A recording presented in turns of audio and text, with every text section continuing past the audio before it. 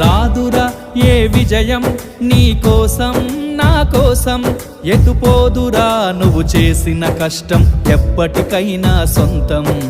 కాలంతో పయనించే వాడికి కానిది ఏముంది, సాధనతోనే సాధ్యమవ్వునని సదాశయంతో సాగర ముందుకు. రాదురా ఏ విజయం నీ కోసం నా కోసం, ఎటుపోదురా నువ్వు చేసిన కష్టం ఎప్పటికైనా సొంతం.